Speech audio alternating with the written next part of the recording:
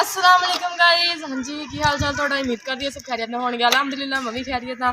अच्छा जी, तो मैंने बाइक राइडिंग का क्या सी तुसी कि बाइक राइडिंग करके दिखाओ कि अज मैं लै गई हूँ बाइक से। मैं तो कुत्ते बाह कुत्ते बाइक से सुनानी है तो बाइक चला के दिखाऊंगी क्योंकि मेरे को बात भी घंटा हो गया मैं खप चली है पर हूँ बिस्मिल्लाह पढ़ के किक मारना शुरू कर दे। बिस्मिल्लाह हाँ देखो। अच्छा जी गाइस, तो बाइक स्टार्ट हो गई है, आप देख सकते हैं। पीछे हो जाए, पहला क्लच रखना है, गियर जरा गियर करना है।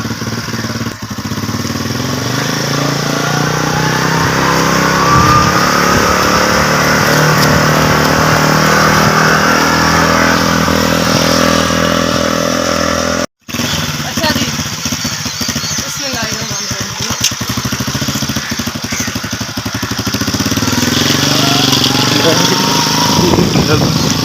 राम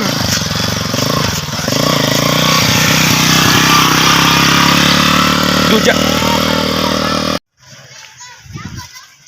अच्छा जी गाइस, तो बाइक तो मैं चला के दिखा दी है, ठीक है।